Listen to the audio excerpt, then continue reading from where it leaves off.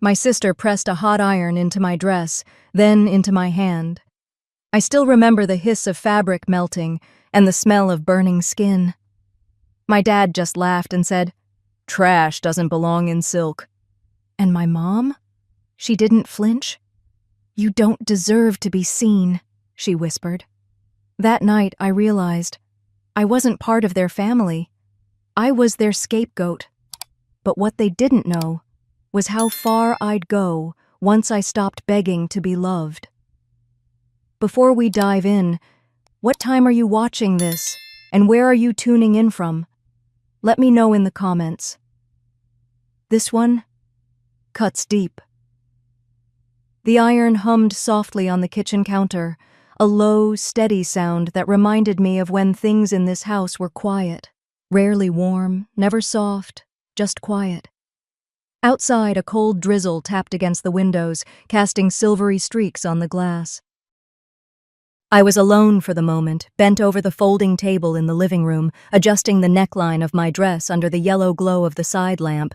It wasn't just a dress. It was Aunt Nadine's. She'd worn it to her prom in 1964. Cream satin, hand-stitched seams, the kind of dress that made you feel like someone, even when the world told you otherwise. I'd been altering it for weeks in the quiet corners of this house, before anyone woke up or after they retreated to their bedrooms, safe in their hierarchy, where I ranked somewhere below the dog. This night was meant to be a turning point.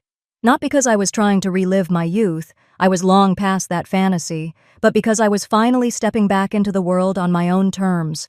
Tomorrow night, I'd be chaperoning the kids from our youth mentoring group at prom. Some of them had never owned a pair of real dress shoes. I wanted to show them that healing didn't always look dramatic. Sometimes it looked like showing up when you didn't have to. The jazz playing low in the background looped back to Coltrane. I was threading the final loop on the bodice when I heard her heels. Isolde, of course. She always made an entrance, even in our own home, even when there was no one to impress. She waltzed in with a glass of red wine and that smirk she wore like perfume, subtle but invasive. "That it?" she asked, nodding at the dress.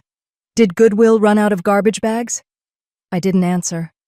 I folded the hem over my fingers and continued sewing, refusing the bait. She hovered near the ironing board and sighed. "Seriously, Kaylin, what is this? A charity costume party? That satin's got more years on it than Grandma did." I kept my voice even. "It belonged to Aunt Nadine." Isolde raised an eyebrow. "So? You think dead people make good fashion choices?" Before I could respond, she moved. Quick, aggressive, like she had something to prove or something to destroy. She grabbed the iron. "No! Isolde!" I stood, but she didn't stop. She swung the iron toward the dress like it was some kind of joke. Her elbow brushed the sleeve, pressing the hot plate down into the satin bodice, hard. The scent hit first, burned fabric and bitterness. The hiss was sharp and immediate.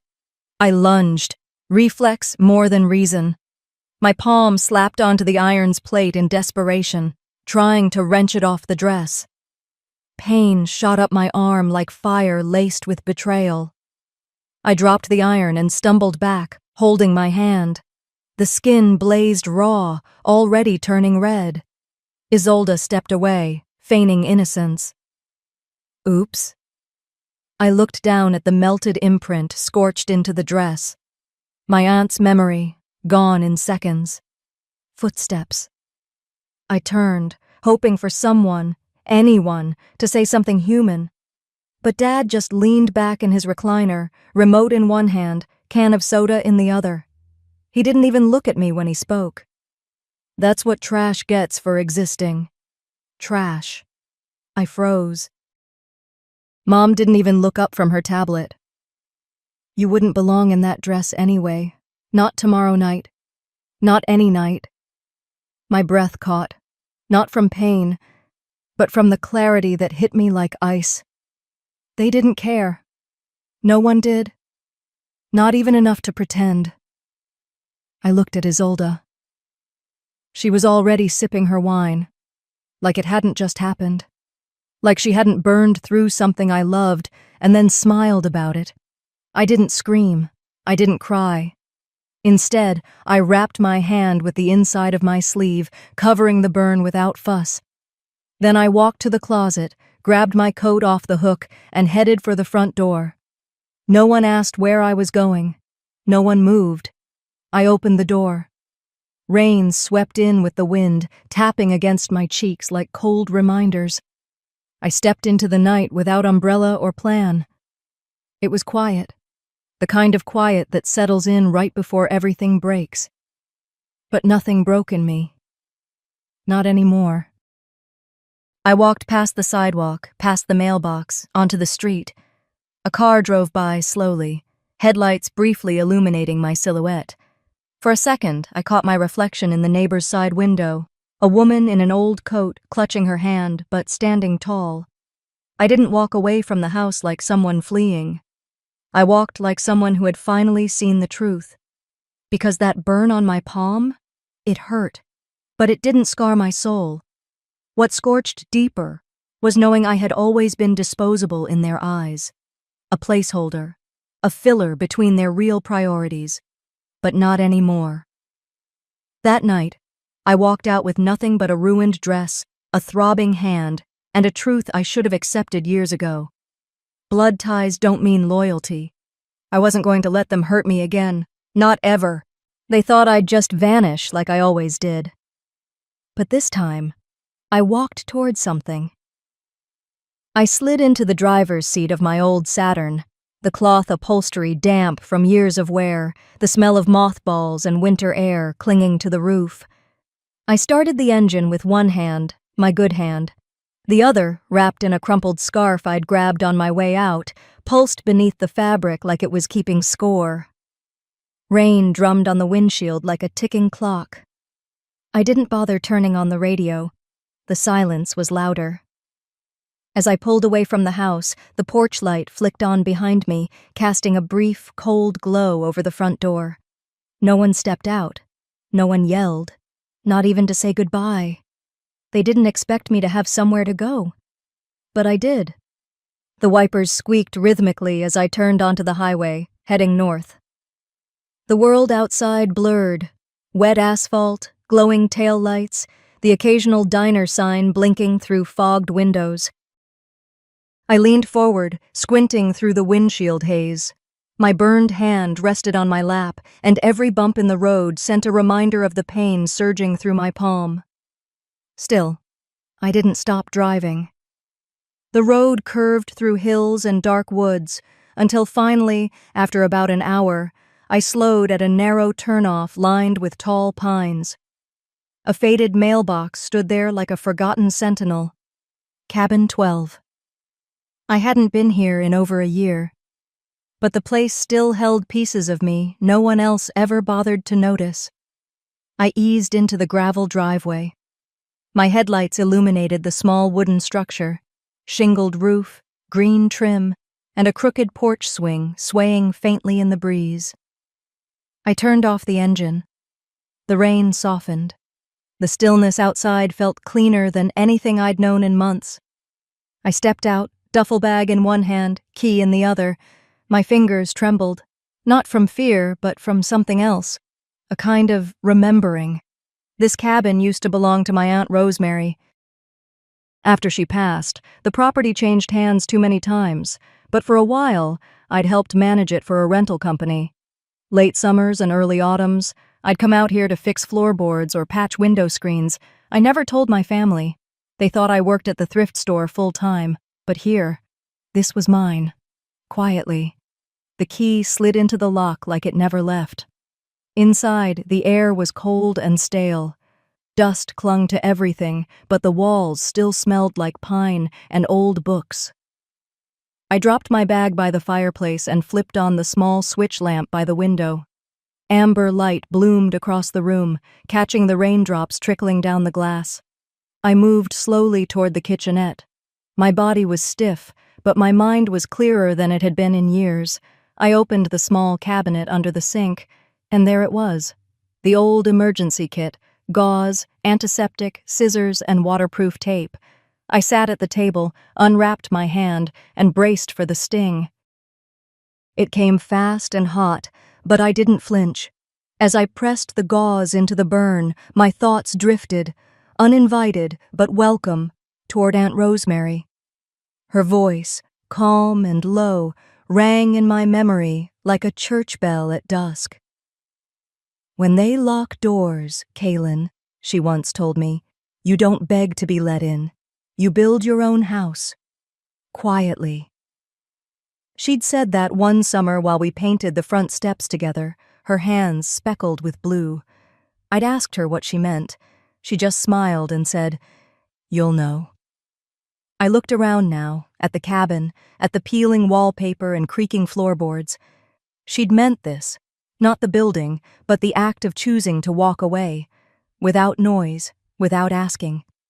I reached into my duffel and pulled out the small black case, not just clothes. Inside were 2 manila folders, a stack of draft brochures, an external drive, and a folder marked in my own handwriting, Haven Youth Initiative. I placed it carefully on the coffee table. Nobody in my family knew. And while they called me useless, I was building something.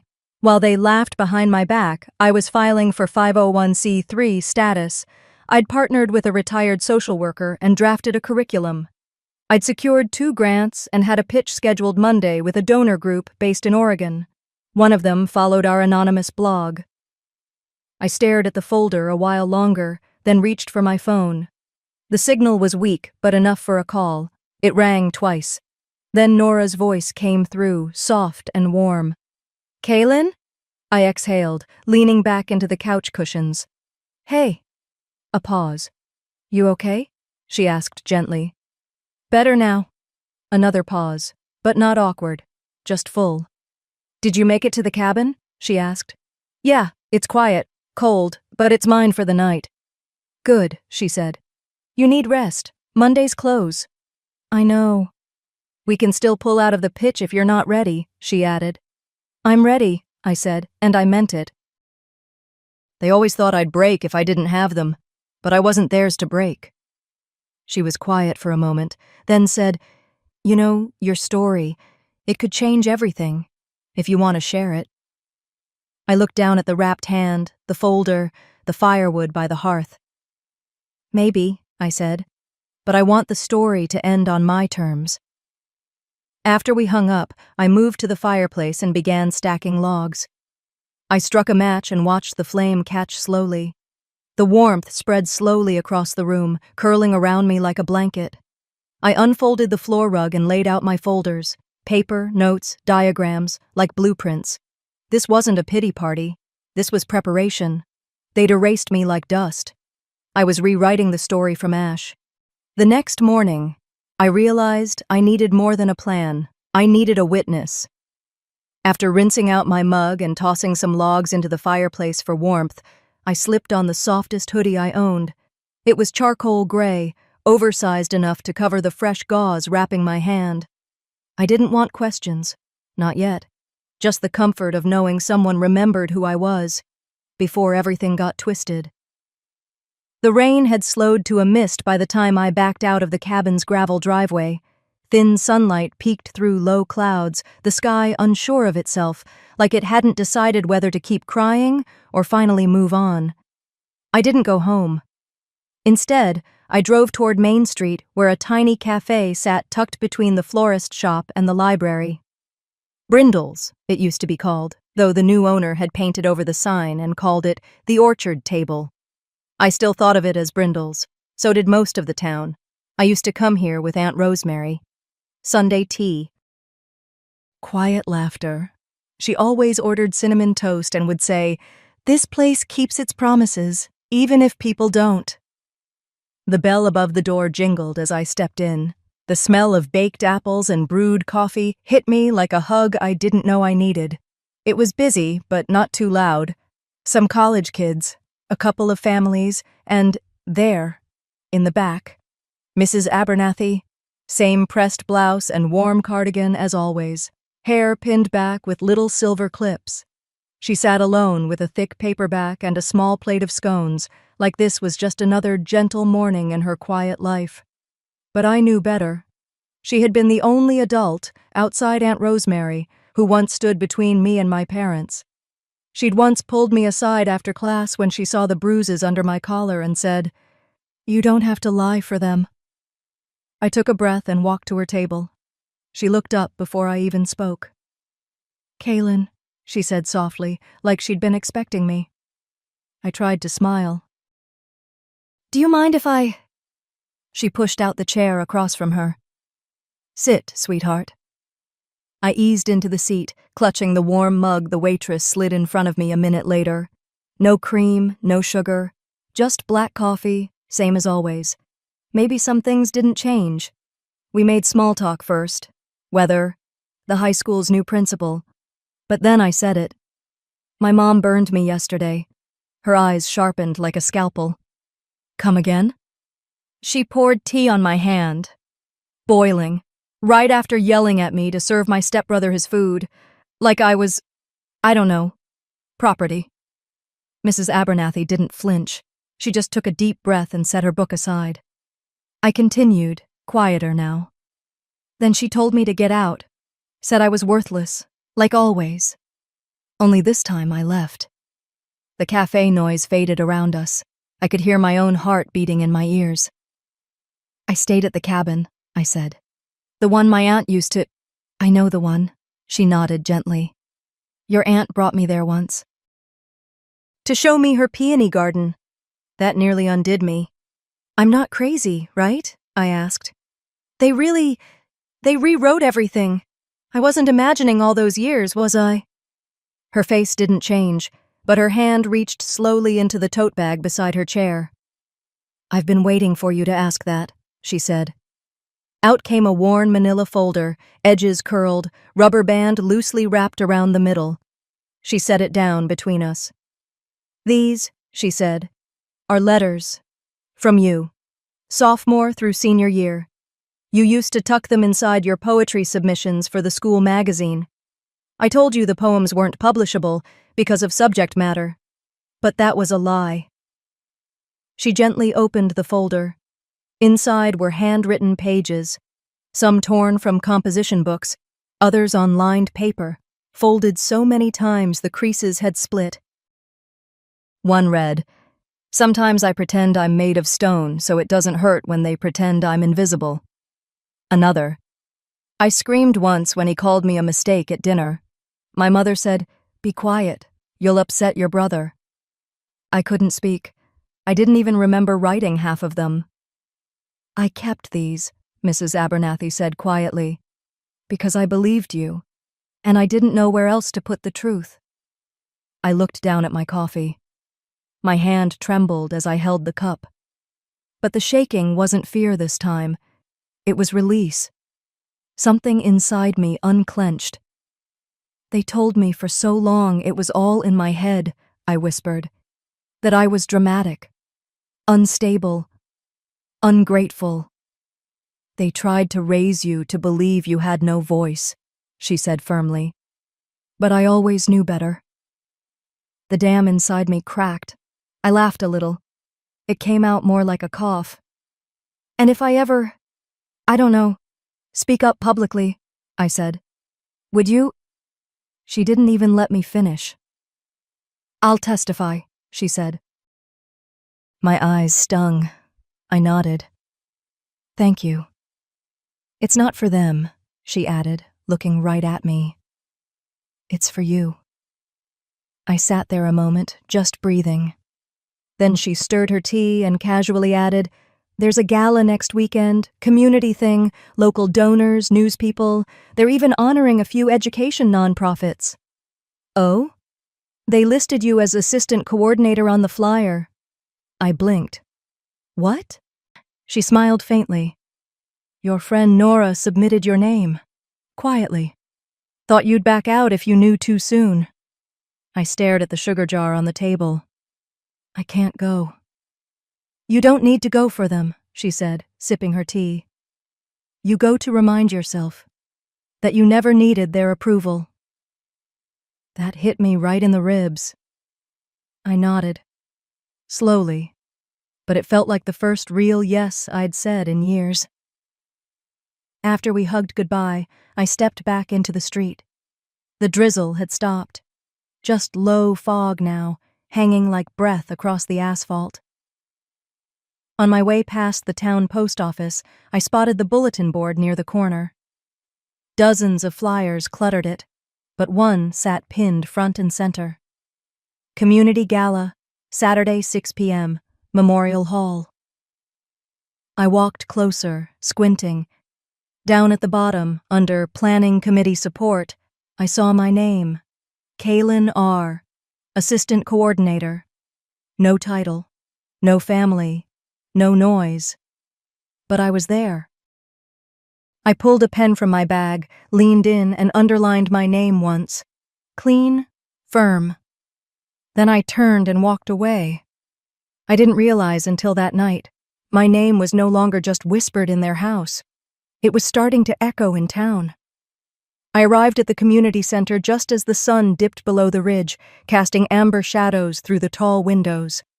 The old red brick building looked the same as it had years ago, back when Aunt Rosemary used to bring me along to fold napkins and arrange centerpieces. But tonight felt different. The same walls, the same lights. But this time, I wasn't the invisible girl tagging along. I had a name tag now. It said, Assistant Coordinator. The woman at check-in gave me a polite nod and handed over a lanyard with my name printed cleanly across it. Kaylin R. No last name, no labels, just me. Inside, the room buzzed with soft activity. Volunteers carried trays and hung signs. Someone tested the lights. A string quartet rehearsed in the corner, tuning strings and whispering cues. I slipped quietly to the side, helping a younger volunteer with folding chairs. I liked the rhythm of it. Something about straight lines and aligned corners made me feel in control. Like, at least here, things could be put in place. That comfort didn't last. The door swung open, and in walked Sable.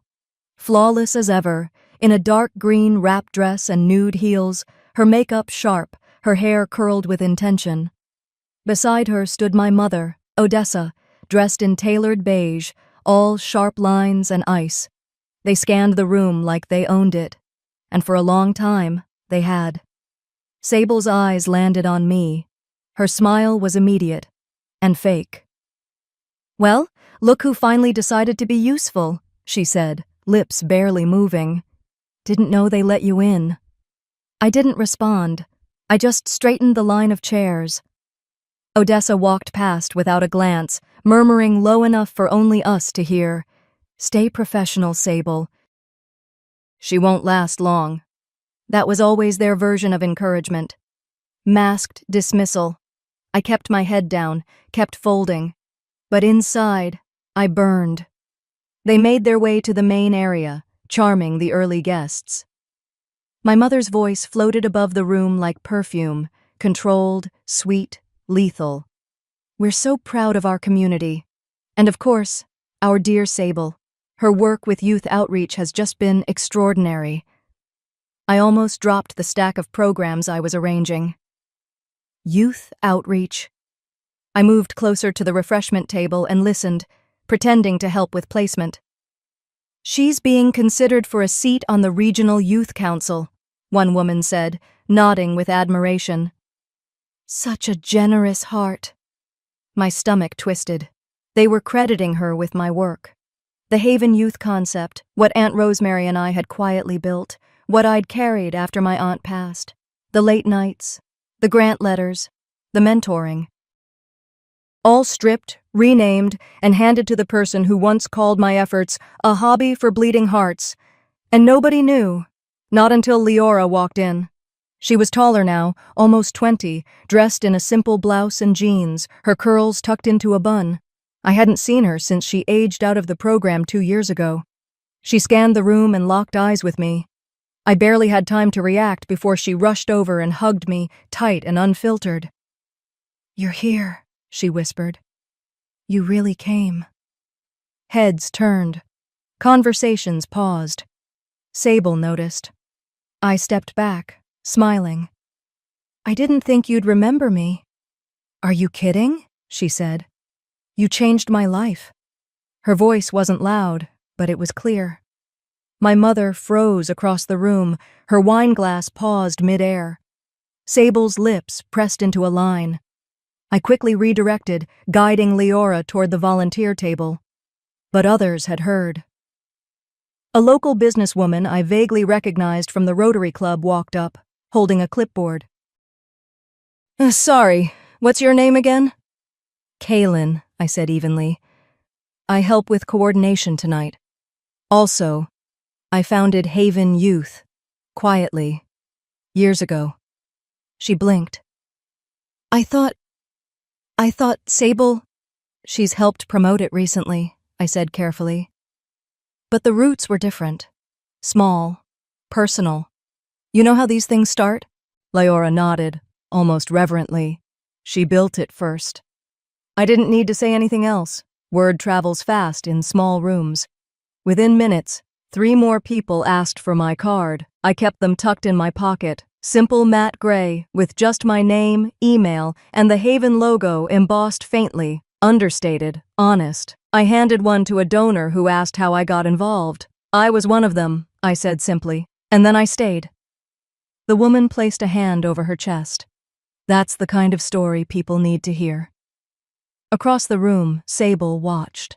Her arms crossed, her brows tight. Not angry, confused. She'd expected me to fold, to blend, to retreat into the background like always. But I didn't. And I wouldn't. I stepped away from the donor table and helped a young volunteer lift the chafing dishes onto the buffet stands.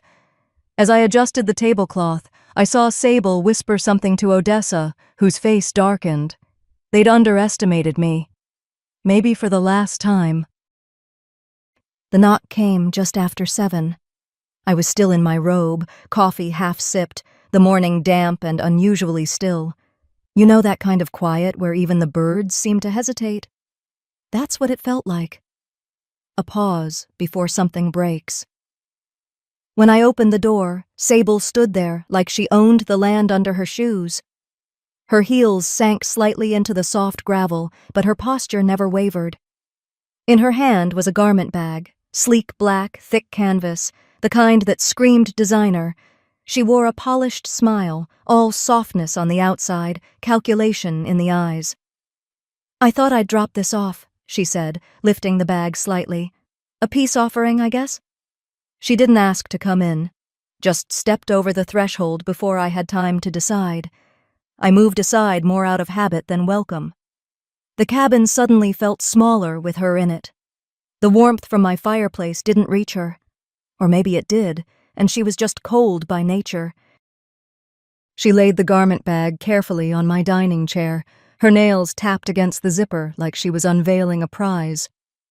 "I figured, since you've been getting so involved lately, you'd need something appropriate to wear to the gala," she said, opening the bag.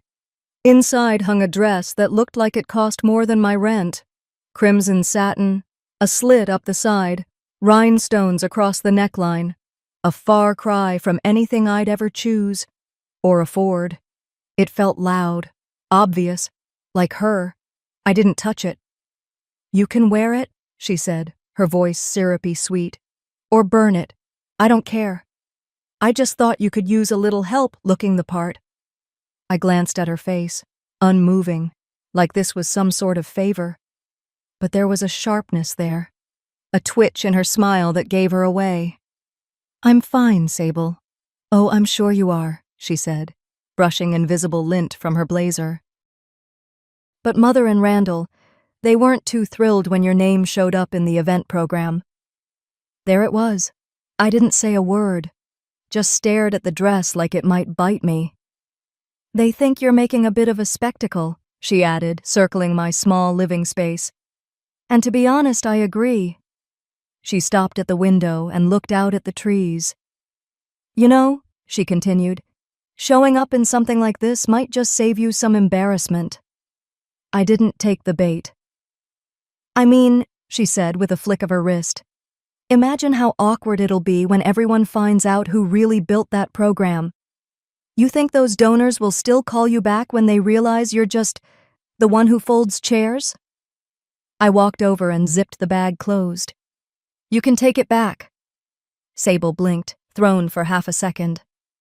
It won't fit the story I'm going to tell, I said. She tilted her head. What story? I looked her straight in the eye. The truth. That stopped her. Her lips parted just enough to let air in, but no words came out. She stared at me like she didn't recognize me anymore. Then, without another sound, she turned and walked toward the door. At the threshold, she paused. You're making a mistake. No, I said, voice quiet but steady. I made that one a long time ago, when I let you speak for me. She slammed the door behind her. I stood there, hands shaking, not with fear, but something deeper, older. My eyes drifted to the bag still on the chair. I didn't open it again, just moved to the closet, past the coats and scarves, to the shelf where I kept things I didn't want to forget. There, in a simple black box, lay what was left of the original. Scorched edges, faded blue tulle, singed from the bottom hem. The neckline still smelled faintly like lavender and something burnt, maybe polyester, maybe dreams. I didn't cry. Not this time. I ran my fingers across the edge of the fabric, where the satin had melted and fused into stiff wrinkles. My palm tingled again. That old nerve memory. That night. Odessa in the recliner, not looking up. Randall muttering, I was a waste. The iron cord snaking across the floor. The slow curl of smoke before the screaming started. They all thought I'd forgotten. But I never did. I pressed the fabric gently to my chest. This, I whispered, is what I'll wear. Not because it was pretty, not because it would impress anyone, but because it would remind me why I never let them rewrite me again. At the gala, I didn't walk in to be noticed. I walked in so they'd never forget. The doors opened with a quiet groan, and I stepped into the grand hall. My heels didn't echo. They whispered. The lights above were soft gold, casting long shadows across velvet-covered tables and white linen chairs. Voices buzzed like distant bees, clinking glasses floated through the air, and for a moment the room didn't even know I was there. But then it did. The moment someone caught sight of my dress, the air changed. It wasn't crimson.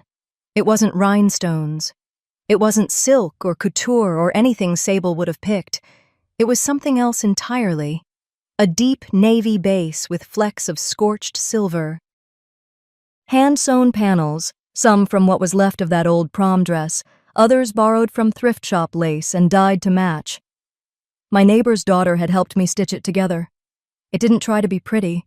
It didn't need to. It was a memory, a scar. And I wore it like armor. Eyes turned, one after the other. Whispers followed close behind. Is that her? I thought she wasn't invited. No way she got in through the front. At the far end of the room, under a chandelier heavy with crystals, Sable stood frozen, a glass of champagne halfway to her lips. Randall's hand clenched tighter on his whiskey glass. Odessa's brows furrowed so sharply it looked painful. Leora, seated with the youth program table, caught my gaze and beamed, her smile brighter than anything else in the room. I didn't look away. I made my way slowly across the hall, each step deliberate. I nodded politely at a councilwoman I recognized from a newspaper clipping, exchanged a quick hello with a donor I'd met years ago at a bake sale. I knew where I was going, and it wasn't the bar. Halfway across the room, someone tapped a mic. Ladies and gentlemen, the MC's voice rang out. Before we begin tonight's program, we're proud to welcome someone who's become a quiet symbol of strength in our community. Please give a warm welcome to Miss Kaylin Marks. Silence dropped over the room like a curtain. Sable's face twisted. Odessa's mouth fell open. Randall looked down and pretended to sip. I didn't move right away. I needed them to feel it. Then slowly, I stepped forward. The stage wasn't high, just a small platform with a wooden podium and 2 faded velvet chairs. I walked up without cue cards, without permission from my family, without fear. The microphone was a little too tall. I adjusted it. "Good evening," I said, my voice calm. You could have heard a pin drop. "I wasn't always the kind of person who got invited to places like this," I said. "And truth be told, I wasn't really invited tonight either." I was added. A few polite laughs scattered around the room. "But I'm not here to make anyone uncomfortable. I'm here because someone asked me to speak. And I said yes, not for applause, for the ones watching quietly, who've been told they're too broken, too invisible." I paused. Randall shifted. Sable took one slow step forward. "I wore this tonight," I said, touching the edge of my skirt, "because it was the only thing that felt honest. Some of you may see an old dress, frayed seams, burnt edges, but that's not what I see. I see a reminder." Another pause. My voice stayed low. "Some wounds don't show. Some names get erased in silence. Sometimes people will look at your ashes and call them trash. But ashes can be clay. They can build something new. No names, no accusations, just truth." People began clapping. Soft at first, then stronger. Sable's voice cut through it like a blade. "She's lying!" she shrieked, pushing toward the MC. "She doesn't belong here! She's not on the list! This is a setup!" Everyone turned. Odessa grabbed Sable's wrist, whispering something, but Sable shook her off. "She doesn't deserve this stage," Sable yelled. "She's nothing! She's staff!" The mic was cut before she could go further. A few people gasped. Others just stared. Security, gentle but firm, stepped in. One of them whispered to her. Sable resisted for a second, then shook her head like something had snapped loose. Her eyes landed on me one last time, filled not with anger, but confusion, like she couldn't recognize who I had become. I stepped away from the podium, didn't gloat, didn't smirk. I walked to the back of the room, to where the youth volunteers had started collecting empty glasses and plates. I grabbed a tray and joined them. Leora handed me a cloth napkin, grinning. "You killed it," she whispered. I smiled, wiping a glass clean. "Not here to kill, just to remind." One of the younger girls, no more than 10, tugged on my sleeve. "Miss Kaylin," she said quietly, "you look like a warrior." I bent slightly and met her eyes. "Not a warrior," I said, "just someone who remembers." The tray in my hands felt lighter. I didn't look back. I didn't need to. That night after the gala, I barely slept. Not because I was shaken, but because something in me had finally quieted, like I'd stopped holding my breath after years of bracing for impact. By the time the sky turned that early gray-blue and the mist rolled in across the tree line, I was already sitting on the porch with a cup of coffee, still in my robe. The wood under my feet felt cold, but solid, real. And then came the knock. 3 short raps, precise, like someone tapping a watch and saying, "Time's up." I already knew it wasn't the mailman. When I opened the door, there they stood, Randall and Odessa, shoulder to shoulder like 2 sales reps rehearsing a pitch. Randall held a thin manila envelope tucked under one arm, and Odessa. She was smiling that same tight-lipped smile she wore at charity functions. "Morning, Kaylin," she said smoothly. "We thought we'd stop by before things drift too far." Randall added, "We figured it's time for a real conversation." Without microphones or audiences. I didn't invite them in. Just stepped aside enough for formality. They entered anyway, with all the warmth of a bank foreclosure team. Inside, I set the coffee down, pulled my cardigan tighter. They remained standing, as if they didn't plan to stay long. Odessa looked around the cabin like she was inspecting a rental. "Rustic," she murmured, "but charming in its own way." I didn't respond. My silence worked better than a slap. Randall cleared his throat and placed the envelope on the table. "We brought something we think might interest you. A proposal." I eyed the envelope, but didn't touch it. "You've made quite an impression lately," Odessa continued. "Your little moment last night? It went viral. Board members are calling, donors are whispering. And honestly, Sable is devastated. She's barely spoken since." She paused, watching me closely. "It would mean a lot to your sister if you apologized. Publicly. Even a brief note would help mend things." I couldn't help the faint laugh that escaped. "You mean it would help you control the narrative?" Odessa ignored the jab. "We're willing to bring you back into the family fold. Officially. There's a financial gesture involved, enough to make things comfortable." She nodded toward the envelope. Finally, I reached for it, slid the papers out. First page, a letter of intent. Second, a formal NDA.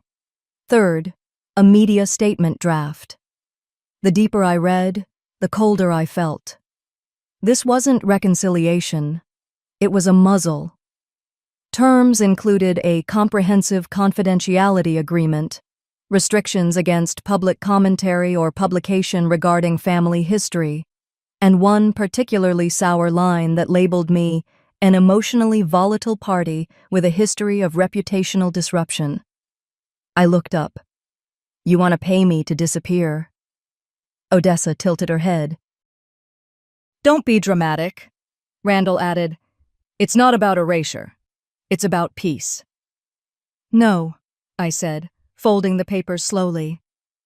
"Peace is when you stop hurting someone. This is hush money."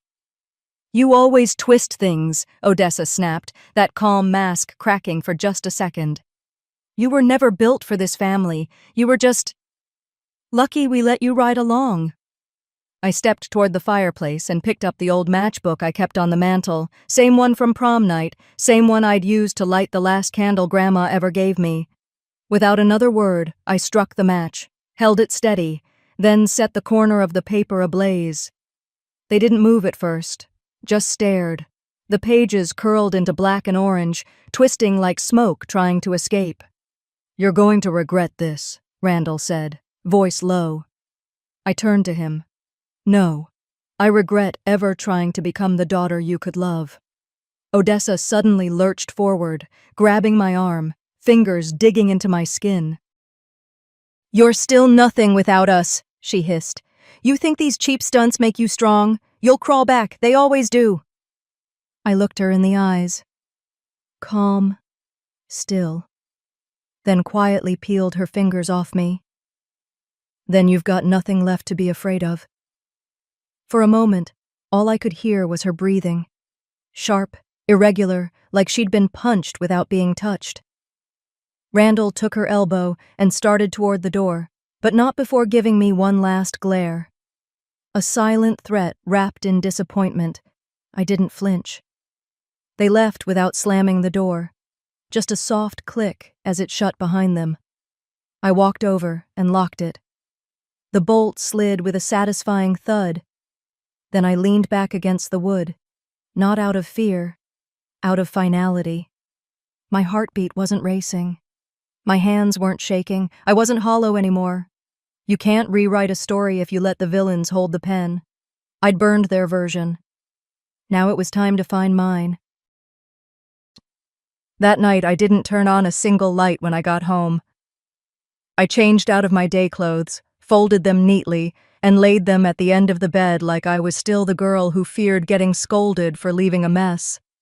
Some habits, I guess, never uncoil from your bones, no matter how many years or miles you put between you and the place they started, but I knew exactly where I was headed next. It was past 10 when I backed my car out of the gravel drive and made the slow, familiar turn onto the county road. I didn't need the GPS. My hands remembered the way on their own.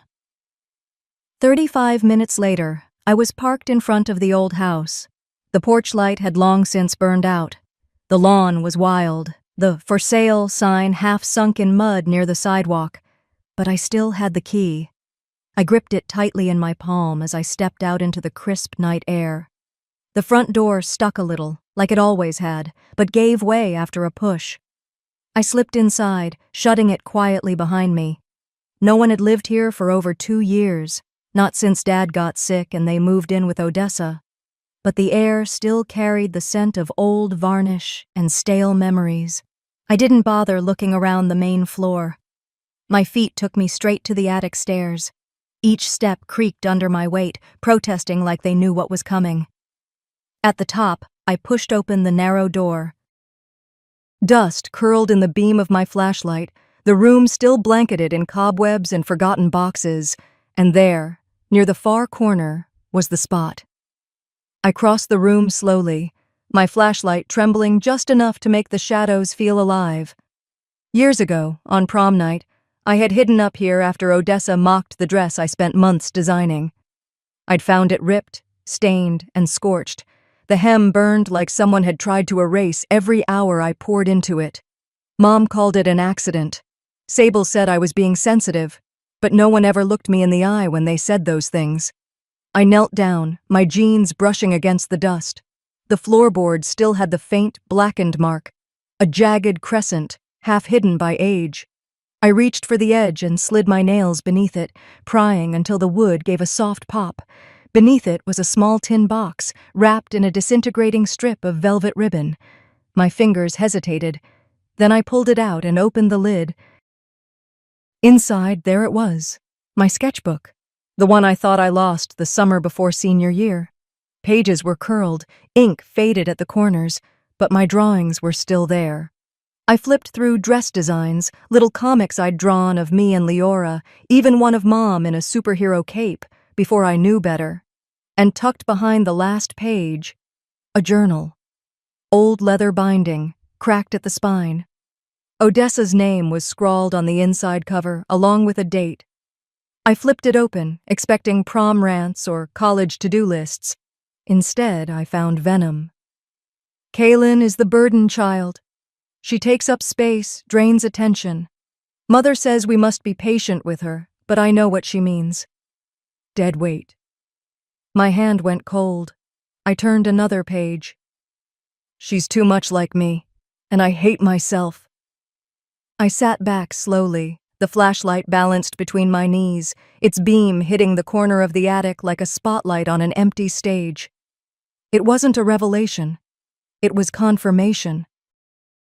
All those years I'd spent wondering what I'd done wrong, why I was always the extra, the inconvenience. They hadn't been in my head. She wrote it down.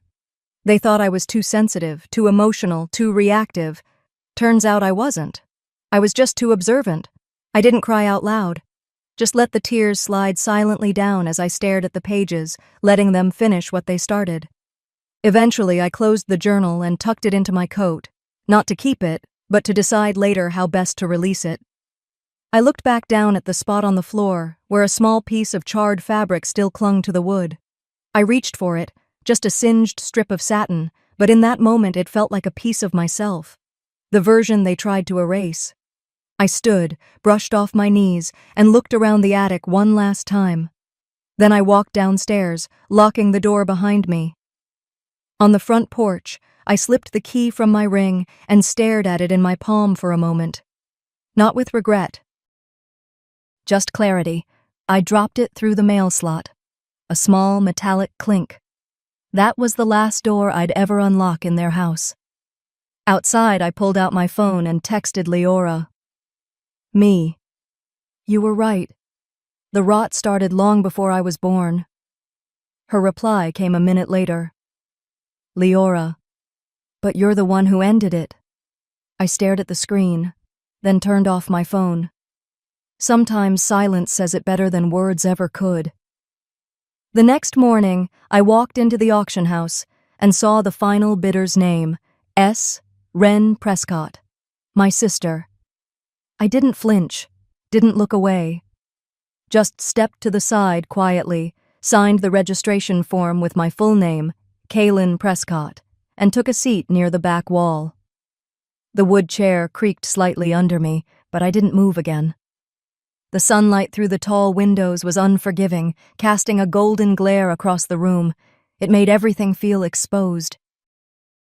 Sable was already seated near the front, flanked by two assistants in matching dark blazers and wireless earpieces. She looked like she was attending a political fundraiser, not an estate auction.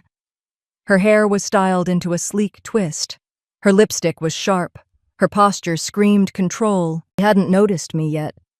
Or if she had, she was doing a masterful job of pretending otherwise. The auctioneer cleared his throat at the podium. "Ladies and gentlemen, welcome. Today's lots include select pieces from the Prescott family estate, newly released after final documentation. Let's begin." One by one, the remnants of our childhood passed beneath the hammer. Odessa's gold bangles, Randall's watch collection, even the large framed family portrait from the main hallway, the one where I had been cropped out. Sable raised her bidder's card often, never hesitating, always at just the right number to win. She was reclaiming what she thought was hers, or maybe rewriting the story with her wallet. A hush fell over the room as the auctioneer tapped the microphone. "Next up, lot number 47, private collection box, contents sealed and undisclosed, discovered in attic storage of the estate. Opening bid, $200. I sat up straighter. From where I was, I could barely see the small mahogany box placed on the table. It wasn't much to look at, but I knew what it could be. The weight in my coat pocket, the journal, the sketchbook, that was only half the attic. There had been more. Things I hadn't had time to take. Sable raised her card immediately. "500, she said, voice crisp. A man 2 rows ahead of me countered. 800. Sable raised again. 1,000. I waited. The other man dropped out around $2,000. Sable pushed to $4,500. Then silence. The auctioneer glanced across the room. "Any advance on 4,500? I raised my card. 5,000, I said calmly. Sable's head snapped around. Our eyes locked for the first time since the reading of the trust. She blinked. Once, sharply. 6,000, she said flatly. 7,500, I returned. Her mouth tightened. One of her assistants leaned in and whispered something, but she waved him off. 10,000. I didn't blink. 11,500. 13, she snapped. 14. 16. I leaned back in my chair, steady. 18,500. The room was still. All eyes shifted from her to me. The auctioneer looked surprised. 18,500 going once, twice, sold to bidder in the back. The gavel came down with a satisfying thud. Sable stood abruptly. "Why do you even want it?" she said, loud enough for the room to hear. "It's just junk. You hate this family." I stood slowly, walked down the aisle to the front, where the auctioneer gestured toward the sealed box. "I don't hate anyone," I said, lifting the lid. Inside were the things I thought I'd never see again. A bundle of my childhood photos, my handwriting on the back, Kaylin's first art fair, Mom and me before her dance recital, drawings I'd taped to the fridge once, now yellowed but intact, and then, wrapped in soft cloth, another notebook, my original sketchbook from middle school. And my first designs, the ones I used to dream would be on store mannequins someday, and tucked between them, a smaller leather-bound journal. Not mine, not Odessa's, Mom's. I turned to Sable, holding one of the photos gently between my fingers. "Because you burned what I wore," I said, "but not who I was." I didn't need applause, didn't need gasps, just walked away, past her frozen frame, and back to the rear of the room. Outside, the sun was higher, warmer. I stepped into it like a woman shedding a second skin. I didn't stop at the car. I kept walking down the sidewalk, crossed the street, and turned left toward the post office. Inside, I bought a padded envelope and tucked the journal in. No return address. The label read, "Dear Heart, Podcast." Therapist Stories Anonymous Submission. Back home, I stepped into my studio and gently placed the childhood photo above my workbench, right where the morning light would hit it. I brewed tea for two. 20 minutes later, Leora knocked softly and came in without waiting. She handed me a pack of cinnamon buns and sat down beside me. For a while, we didn't say much. Just let the silence settle the way old friends do, comfortable, solid. She glanced up at the photo. "That's you, huh?" "Yeah," I nodded. I thought I needed closure from them, but all I needed was the truth, and the courage to carry it. Outside, the wind was brushing the branches against the windows. Inside, I picked up my pencil, flipped open a blank sketch pad, and began drawing again. Not for them, not even for healing, but because I could. I didn't set the fire, but I survived it. And now I build in the ashes they left behind.